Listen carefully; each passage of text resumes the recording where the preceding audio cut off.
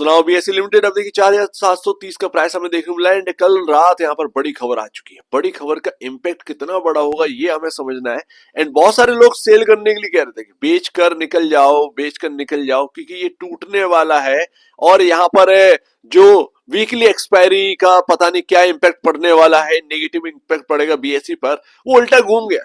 4730 all time high के एकदम पास में है। अब यहाँ पर कल रात जो खबर आई है उसका इम्पैक्ट समझेंगे। बट 4730 का जो प्राइस हमें देखने को मिला है, ईयर टू डेट की बात करेंगे तो 114.70% का रिटर्न है। 1 जनवरी का जो भाव था वो 2200 रुपए का था। आपके सामने डबल से भी ज्यादा का प्राइस देखने को मिल रहा है।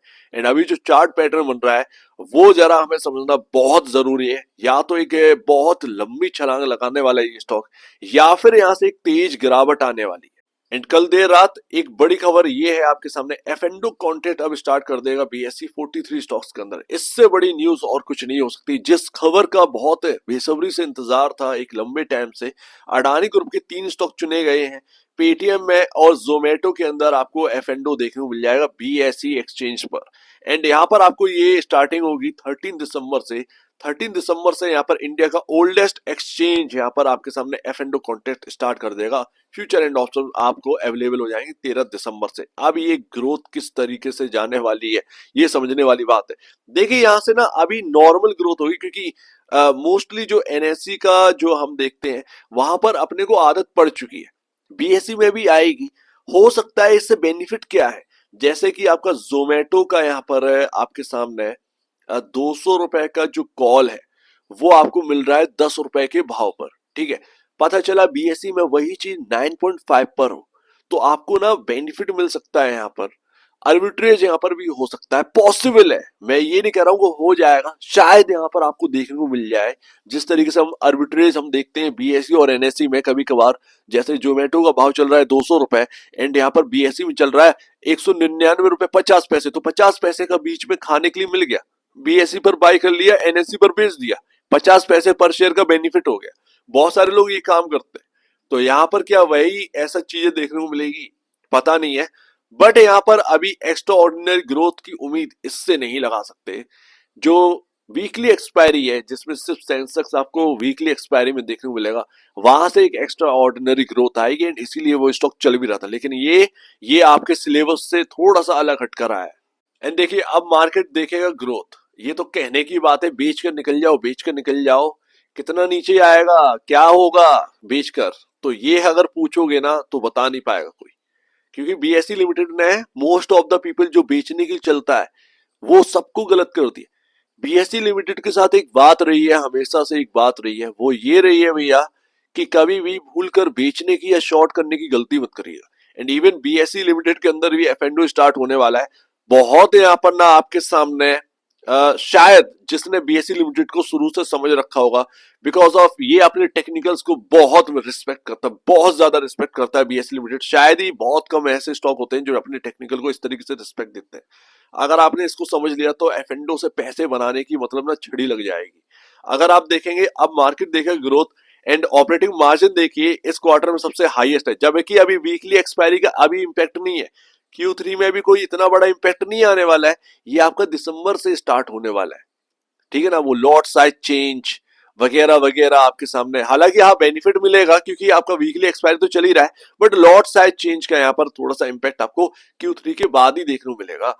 वो क्या इंपैक्ट आ रहे हैं वो अपने को बाद में पता चलेगा। बट मैनेजमेंट अभी रिपोर्ट करेगी कि किस तरीके का यहाँ पर इंटरेस्ट देखने को मिल रहा है वीकली एक्सपायरी में, एंड मार्केट शेयर एनएससी का ला रहे हैं या नहीं ला रहे हैं।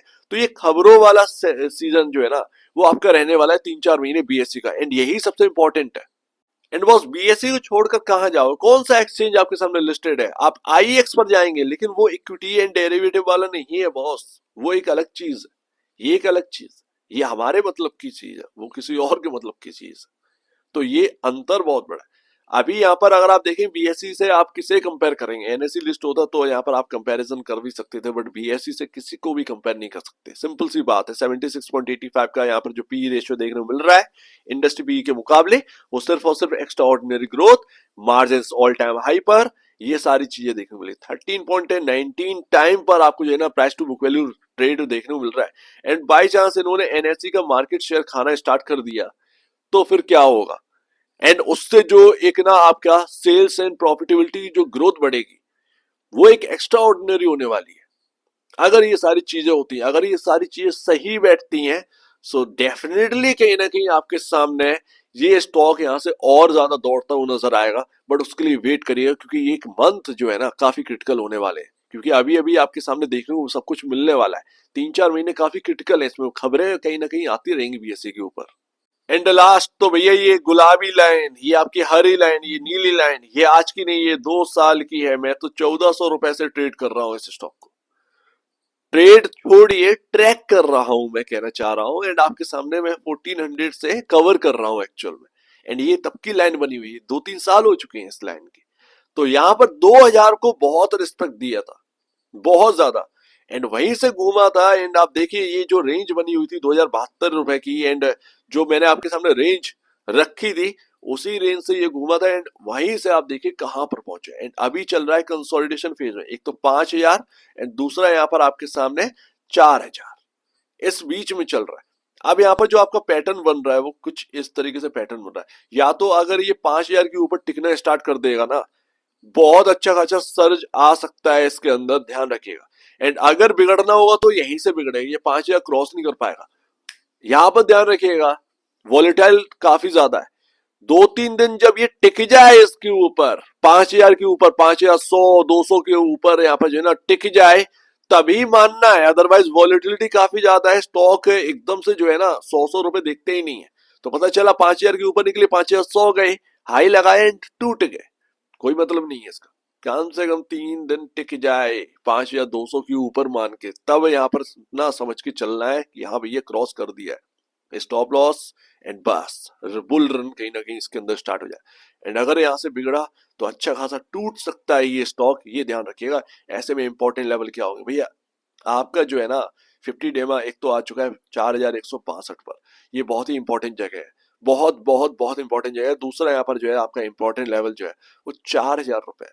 बस इस रेंज को ध्यान रखिएगा, इस रेंज को ध्यान में रखना है।